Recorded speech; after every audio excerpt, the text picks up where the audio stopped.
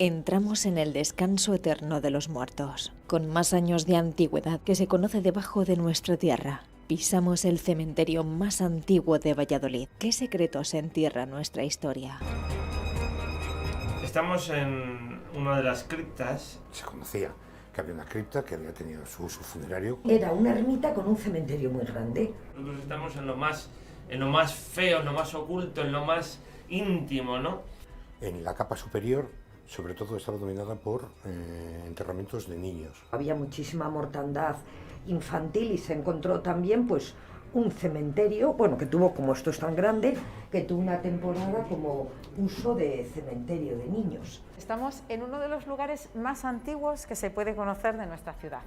El Alcazarejo es una historia oculta en buena medida porque lo que conocemos de él o está emparedado entre las paredes del monasterio de San Benito o solamente está marcado en la plaza de Poniente sobre el suelo.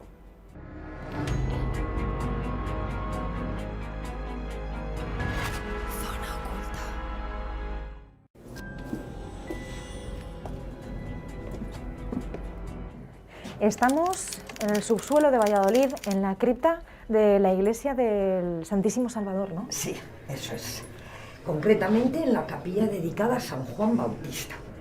La parte que estamos ahora de cementerio está datado entre el siglo XII y XIII, de una pequeña ermita que existiría en este barrio, que sería un crecimiento de la villa en esta etapa.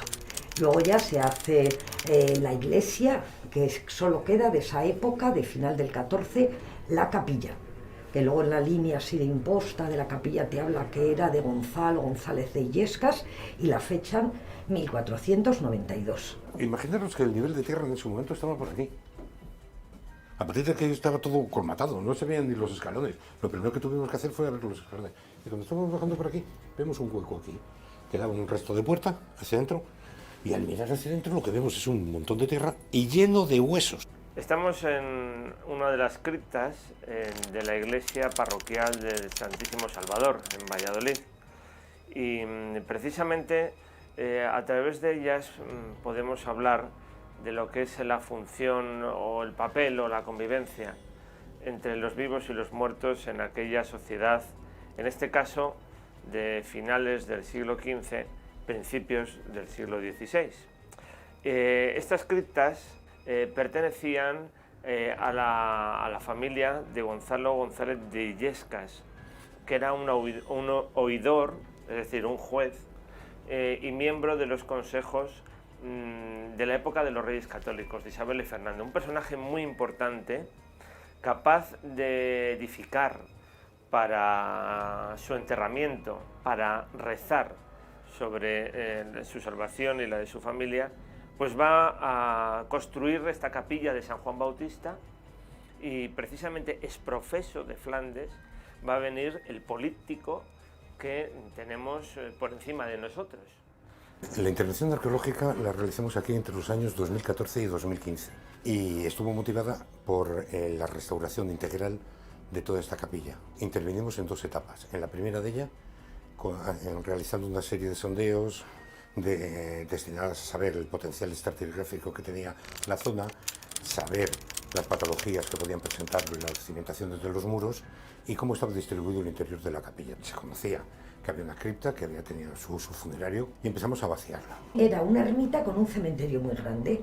Por eso cada vez que han ido haciendo alguna obra de saneamiento de humedades se va encontrando más y más espacio de lo que era este cementerio. Estuvo cerca una institución de caridad y muchos de estos enterramientos era para gente pobre que no tenía dinero pues para comprarse una capilla funeraria o enterrarse en las iglesias, que era donde se enterraba antes la gente. Claro, bueno, es más, estamos viendo aquí como un pequeño osario, ¿no? Sí. De la propia cripta. Estos agujeros son los respiraderos, ¿no? Y luego de las calaveras se ven de niños, de gente más adulta. Había muchísima mortandad infantil y se encontró también pues un cementerio, bueno, que tuvo, como esto es tan grande, que tuvo una temporada como uso de cementerio de niños, que podemos ver los ataúdes ahí. De los Esos que serían sacaron, ataúdes infantiles. sí, de aquí abajo. Pero estos ataúdes se han encontrado en túneles que se han ido Y excavando y aquí se han también, descubierto aquí. como este, sí. naturalmente estos son espacios cerrados y estos espacios cerrados tienen que tener una ventilación también, y esa es la razón por la cual cuentan con esos respiraderos, aunque estos lugares no eran lugares para ceremonias, estos eran lugares para el depósito de los cadáveres.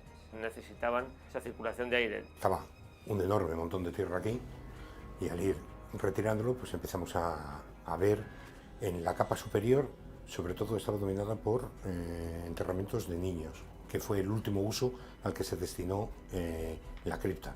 Todavía encontramos una serie de pequeñas cajas de madera con los restos dentro. Cuando estábamos vaciando esto, debajo de esa capa de niños, encontramos una serie de ataúdes con muertos muy mal conservados, prácticamente desaparecidos, pero en ese momento lo que observamos es que en la pared, que da hacia el oeste, empezábamos a detectar un arco. Y resultó que a continuación de esta cripta en la que estamos ahora, había otra anterior. Esta capilla funeraria, la capilla de San Juan Bautista, se adosaba sobre unos restos anteriores de la iglesia. Los restos sobre lo más antiguo de todo ello es sobre el edificio que se apoya, que es la cabecera de la actual iglesia. Y lo que pudimos comprobar también, tanto en el interior como en el exterior, es la existencia de una necrópolis, de un cementerio bastante amplio y bastante antiguo. Claro, las criptas son un lugar para el enterramiento. Incluso si había sarcófagos, pues podrían tener una función de pudridero, es decir, que esos restos se redujesen y después se metían en el sarcófago. ¿Qué va a pasar con su alma? ¿Qué va a pasar con las almas de sus familiares después de la muerte? Pues se construye esta capilla de San Juan Bautista, y además en el friso, en la parte de arriba, porque nosotros estamos en lo más feo, en lo más oculto, en lo más íntimo, ¿no? Pues aparece precisamente que en abril de 1492 se construye esa capilla, y que se asienta ese retablo en 1504, cuando se acaba de tomar por tropas de castellanos aragoneses el reino de Nápoles. Distintos historiadores nos hablan que aquí están enterrados diferentes títulos a lo largo del tiempo. Estamos en una iglesia que tenía la función que es de todas las iglesias, ser cementerios. Todas las iglesias son cementerios. Y también hay cementerios exteriores. Podemos entrar en esta otra Sí, parte, ¿verdad? sí. Pues María, encendemos la linterna porque esto no tiene luz. Podéis ir viendo un poco también de lo que es la piedra, la composición de donde estamos, y bueno, esto se ve claramente que es ladrillo moderno. Esto está reconstruido, pero Claro, esta parte... reforzado, diríamos. ¿Esta Esto es parte lo original, qué es? la parte de piedra, porque el suelo es así. Hay una mezcla como de, bueno, de que vemos de cascajo de piedras, de piedra caliza. Por eso muchas de las tumbas, como este esqueleto que vemos aquí primero, excavando en este suelo tan calizo, se hacía la forma humana, por eso decimos tumba antropomorfa, y se colocaba el esqueleto. O sea, aquí estamos viendo que todavía quedan pues, restos de tumbas de esto aquello. sería de esa época, del siglo XIII, así. Existe un espacio cementerial, de cementerio aquí. Y en un determinado momento van a tener este mismo carácter ritual, pero de otra forma, ya con una gran capilla funeraria, que hacen los illescas. Entonces, cuando meten los cimientos para la nueva capilla, los elementos que había anteriores y que no estaban viendo, en ese momento les cortan al hacer la zanja. Los cristianos se enterraban siempre en iglesias o en su entorno. Entonces, que eras más rico, te comprabas capilla funeraria. O en el suelo de la iglesia, cuanto más cerca del altar, era más caro. Y en la puerta, más barato. Rompiendo este muro, habéis podido llegar a lo que sería el cementerio exterior, donde están los restos quizás más antiguos de los vallisoletanos, y además en esta iglesia se encontraba una cofradía a la que luego se va a vincular la advocación de San Pedro Regalado y las ánimas benditas de los que mueren sin confesión. Todas esas cosas, toda esa convivencia vivos y muertos va a ser muy importante en la época medieval, en la época moderna. Los fieles se enterran alrededor de su iglesia, cada uno en su parroquia. Lo que nos podía plantear el problema es de cuándo se funda esta parroquia. Sabemos en ese caso que aquí la fundación original estaba dedicada a Santa Elena, y alrededor de esa iglesia de Santa Elena es cuando se monta el primer cementerio que hay aquí. Lo que hicimos fue hacer la excavación exterior, para intentar poner en relación los elementos que encontrábamos fuera con los de dentro. Y fuimos levantando los sucesivos lechos o capas de muertos que íbamos encontrando, hasta que llegábamos al terreno natural. En el terreno natural y en la capa anterior lo que descubrimos es que existían toda una serie de tumbas de planta antropomorfa, los que estaban en tierra natural tallados en la greda natural, pero los que estaban en la siguiente capa de arriba lo que habían hecho es esa misma estructura pero rehecha con ladrillos. Pero había muchas tumbas que quedaban fuera o en la zona intermedia entre lo que es el muro nuevo para la cámara bufa y el muro interior. Y entonces lo que se hizo para salvar esas tumbas que quedaban en esa zona intermedia fue salvarlas a través de esos arcos. Y si no hay tumba, era un muro. Este lugar, la verdad es que se respira un tanto humedad. Muchísima humedad. Es un lugar oscuro, se ve claramente que además necesitamos la linterna para poder alumbrarnos e ir pasando. Como vemos, con unos poquitos ladrillos se hace la forma para enterrar al muerto y encima unas lascas de piedra. La capa inferior, como esta tumba, está tallada en el sustrato natural. Sin embargo, las que empezamos a tener en la siguiente capa, como es esta, ya son ladrillos recibidos con mortero de cal y arena que hacen las paredes de lo que es la tumba. La tumba tallada en el sustrato natural, date cuenta, esto es la tierra natural, está superada, encima construyen otra tumba. Y al construir, ¿qué hacen? Estamos hablando de que esto sería otra tumba. Es el exterior de otra tumba. La tumba iría hacia allá. Y esta es posterior, es de otra época. Claro, sí, como no va a ser posterior, se está tapando al otro. Sí. Esta sería otra tumba tallada con su tapa casi con toda seguridad. Todas estaban cubiertas por unas grandes lajas de caliza. Y aquí tenemos una sin abrir. Aquí otra abierta también. Ese tiene hasta el maxilar inferior puesto todavía.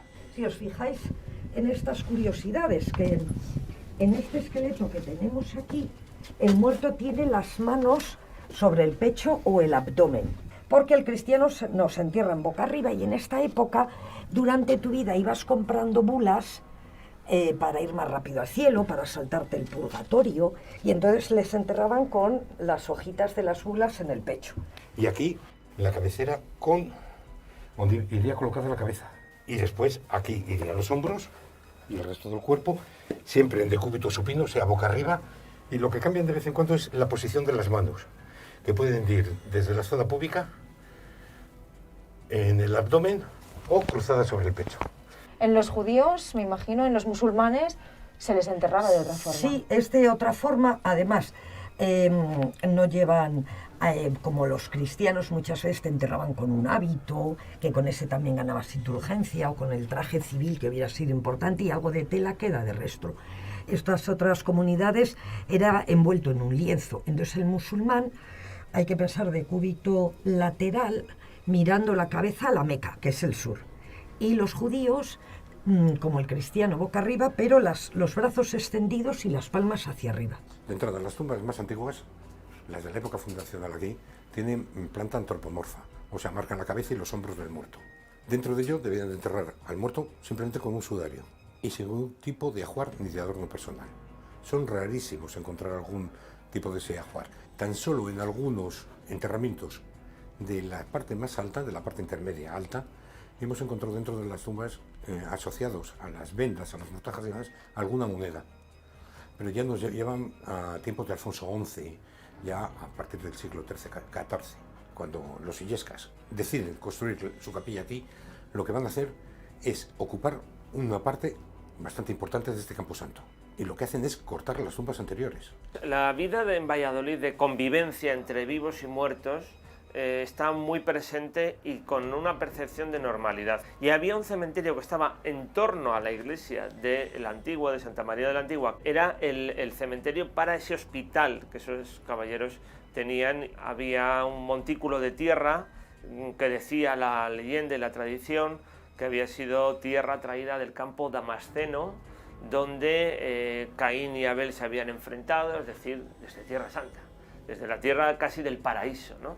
Pues el propio Buscón, el personaje de Quevedo, tiene muchísimo hambre y dice que va a devorar la olla y lo que está en la olla con más velocidad que la tierra devora los cuerpos en el montículo de la Antigua, que lo hace en 24 horas. Esta es la cabecera de la capilla. A partir de aquí estaría la fábrica vista. Date cuenta, ya es regular, son los sillarejos más bien cuidados. Sin embargo, toda la parte de abajo, que es el cimiento, es piedra en bruto. Ahora mismo no estamos debajo de la iglesia, ya estamos en la calle de al lado. Esta es la calle por detrás, por ejemplo, mirando yo de frente, Galera y un poquito más aquí Enrique IV. ¿Esta ruta normalmente se hace con los turistas? Con los turistas hasta aquí no entramos porque al no haber mucha luz y esto estar un poco más inseguro, solo estamos donde está la plataforma. ¿Por qué? Por cuestiones de seguridad nos obligan a estar allí. Se ve Esta claramente... está un poco terrorífica porque se ve la calavera con todas estas raíces de los árboles que hay aquí cerca. Al ser enterramientos más sencillos, porque estamos hablando de gente así más pobre, pues no contaban con esos ataúdes tan buenos con el que se enterraría a la familia de los González de Illescas en el otro lado. Aquí lo que estamos viviendo en el escenario en que nos encontramos es el escenario de la historia, es el escenario de cómo un privilegiado prepara la morada eterna, su morada eterna y la de su familia. La salvación del alma es el negocio fundamental que tienen las personas.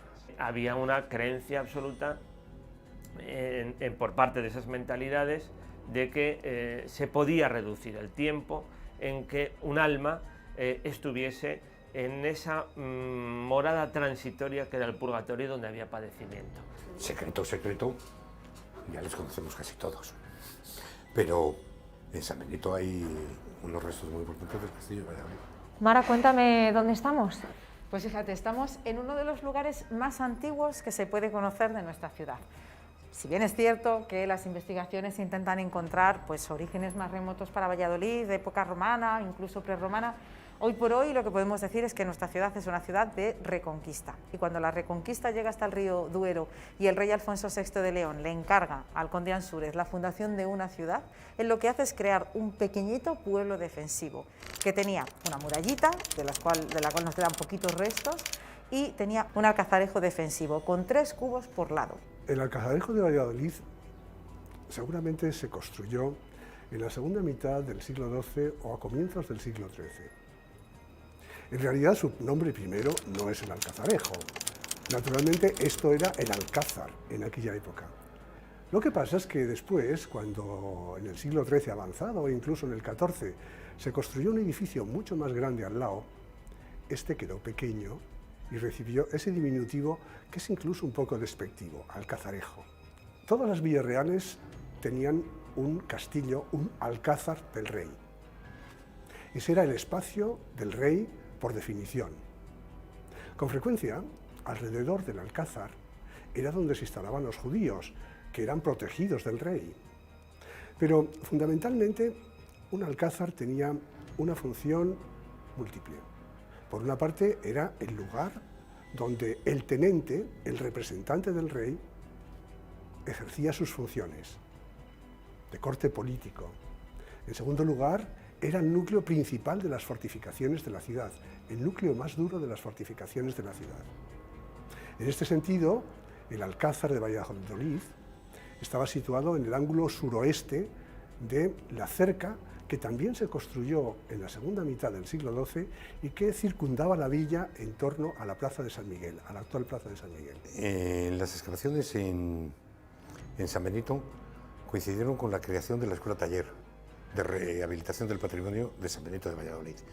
Y fue en la década de los 80, cuando se vio la cantidad de restos y la calidad de los mismos que encontramos aquí, lo que se optó fue por ampliar el equipo que iba a trabajar dentro de la Escuela Taller. Cuando nosotros llegamos aquí, el nivel de tierra estaba en lo que es el techo actualmente. Pero lo que fue la mayor sorpresa que nos llevamos en ese momento fue encontrar este lienzo junto con el cubo de lo que era el alcazarejo.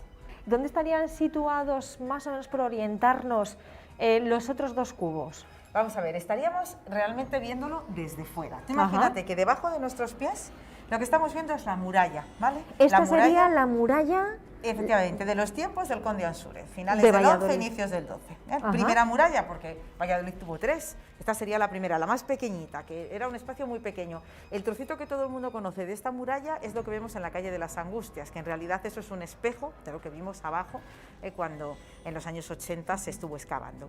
Entonces, esta sería esa misma muralla que venía, pues fíjate, desde la calle de las Angustias, iba en paralelo al río Esgueva, al ramal norte del Esgueva, llegaba por la calle de las Platerías, por el Val, y aquí se ponía en paralelo, rodeando en 3 de sus lados, el Alcazarejo. Entonces, fíjate que aquí tenemos un foso. Este era el contrafoso, para hacer que la muralla fuera más potente. Claro, tú desde fuera podías subir la muralla, tenía una altura relativa, pero cuando ya te habías subido encima de la muralla te encontrabas esta caída en picado por el foso. Y este contrafoso servía también para hacer más inexpugnable y más fuerte el propio Alcazarejo. ¿Qué es lo que estamos viendo ahí? Un cubo central del Alcazarejo. Si decimos que tenía 3 cubos por lado, que este sería el central. Hacia mi derecha estamos viendo el lienzo de lo que es el Alcazarejo y tenemos que imaginar otro cubo que ya hacía esquina y el siguiente lienzo. Y hacia mi izquierda pues tendríamos otro trocito de lienzo y otro cubo haciendo esquina. Claro, esta es la altura medieval. Este sería el nivel de finales del 11, inicios del 12. Esto sería lo más antiguo realmente que tenemos en la ciudad. En la segunda mitad del siglo XII, Valladolid se encontraba aproximadamente a una jornada, poco más, de la frontera con el Reino de León. En esos momentos, Castilla y León eran 2 reinos separados. Y, naturalmente, la necesidad de fortificar la frontera, tanto por castellanos como por leoneses, era absolutamente clave. Hacia el este, las fortificaciones castellanas, al oeste, las leonesas. Y en medio de todo esto, Valladolid ocupa un lugar importante. El Alcazarejo ahora vemos que está justo enfrente de la Plaza del Poniente, mientras que el Alcázar Mayor estaría en lo que es la calle Encarnación actualmente, la zona central del mismo. Y entre ambos se distribuían toda una serie de murallas y de defensas que lo imbricaba, formando lo que se llamó el Gran Alcázar de Valladolid.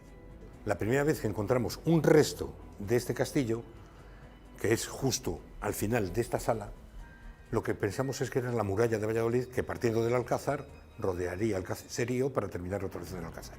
Nos fuimos dando cuenta que no era la muralla, sino que era el Alcazarejo, de planta cuadrada y con 8 cubos, uno en cada esquina y otro a la mitad del paño. Este que tenemos aquí detrás sería uno de los cubos de entrepaño del lado oeste, frente a la Plaza del Poniente, donde se descubrió el lado sur del mismo. El Alcazarejo es una historia oculta en buena medida porque lo que conocemos de él o está emparedado entre las paredes del monasterio de San Benito o solamente está marcado en la Plaza de Poniente sobre el suelo. Pero ese castillo, con sus torres y sus cubos, resulta que podríamos encontrarlo en algunos otros sitios de la provincia. No se va a poder ver mucho más. Hay que decir que esto se pudo ver cuando se hicieron las obras de restauración de San Benito y bueno, pues se hicieron unas excavaciones y se pudieron sacar unos trocitos, ¿eh? Pero efectivamente, bueno, no se ha podido ver del todo. Ten en cuenta que este Alcazarejo luego se completó, porque a continuación del Alcazarejo se hizo un alcázar. Era tan pequeño que realmente resultaba mínimo, así que hicieron un alcázar. El alcázar ya tenía 5 cubos por lado. Quedaría debajo de lo que hoy es el Museo Patio Herreriano, del Museo de Arte Contemporáneo. ¿Durante cuánto tiempo se estuvo utilizando en la ciudad por aquella época el Alcazarejo? Pues fíjate que no mucho tiempo, porque si nosotros miramos la historia de Valladolid, Valladolid fue ciudad de frontera un rato, porque en realidad la frontera se lleva hasta el Tajo inmediatamente después. Entonces Valladolid, frontera entre el mundo cristiano y el mundo musulmán, lo fue muy poco tiempo. Sí que fue frontera entre 2 reinos cristianos, Castilla y León. Pero en el año 1230, con Fernando III el Santo, se unifican definitivamente los reinos de Castilla y de León. Y a partir de ese momento, ni el Alcazarejo ni el Alcázar van a tener un gran uso. No eran suficientemente cómodos como para que vivieran los reyes y tampoco teníamos mucha necesidad de esa defensa. Y es por eso que en 1390 el rey Juan I de Castilla decide donar este espacio del Alcazarejo y el Alcázar a lo que él llama frailes prietos. Prieto, en castellano antiguo, quiere decir negro. Frailes prietos, quienes eran los benedictinos. A partir de ese momento, los benedictinos se van a instalar en esto. Entonces ya sí que lo van a utilizar de seguido, pero ya no por una función defensiva. Esto es realmente para nosotros de lo más importante. Es la historia pura de Valladolid. Claro, es nuestro origen. De aquí partimos. Aquí en Valladolid tenemos este alcázar real, que puede ser de los años 1200. Cuando se empieza a llamarle Alcazarejo es porque se ha construido otro alcázar al lado. A principios del siglo XIV, el alcázar, en buena medida, ya no tiene la función que tenía antes. Sin entrar en lo oculto, en lo secreto, este es un sitio fascinante. A primeros de julio del año 1217, Berenguela, hija del rey Alfonso VIII de Castilla, está aquí con su hijo, Fernando, esperando recibir a los concejos del sur del Duero para saber si su hijo accederá al trono de Castilla o no. Desde aquí, una comitiva se acerca a la plaza y pretende convencer a las fuerzas vivas del reino que quien tiene que suceder al reciente rey difunto, el rey niño Enrique, es su hijo Fernando. Hay una transacción que permite que Fernando sea hecho rey, aunque a lo largo de todo su reinado Berenguela tendrá una importancia enorme. Está construido de una forma típica de las construcciones del siglo XII, es una mampostería muy bien concertada, pero el centro de lo que son los muros es un calicostro, o sea, es una auténtica roca, no hay que lo mueva. Se conserva tal y como estaba cuando lo encontramos. Si os dais cuenta, se conserva todavía 3 metros, pero no es la parte mejor conservada de todo el alcazarejo, pues en un determinado momento hicimos una comprobación de lo que es el patio de la hospedería y ahí descubrimos un cubo que contaba con más de 4 metros de altura. Lo que hay que pensar es por qué se conserva tan bien este castillo. Y es por una simple razón. Durante la Edad Media, cuando se construyeron estas fortificaciones, lo que hacen con las fortificaciones y demás es adaptarse a las curvas del terreno que tienes. Aquí hemos encontrado pues, las primeras transformaciones del monasterio. En el lado norte del monasterio, donde estaba la sala capitular, sabemos que antes había sido las caballerizas del Alcázar y iglesia primitiva, y allí encontramos su iglesia con todos los enterramientos. Después hemos encontrado partes del Alcázar Mayor. Hemos encontrado otra serie de estructuras como esta que creemos que pueden pertenecer a los baños del Alcázar. En todo este espacio, los monjes de San Benito, uno de los grandes negocios que tenían, una de sus fuentes de ingresos era la venta del vino, pero no solo la venta del vino al por mayor, sino que tenían su propia taberna en lo que es la fachada de hospederías, el sitio por donde se pasearon nuestros antepasados. El subsuelo de esta ciudad esconde gran parte de nuestra historia, una historia que tan solo los restos que han permanecido quedan como únicos testigos.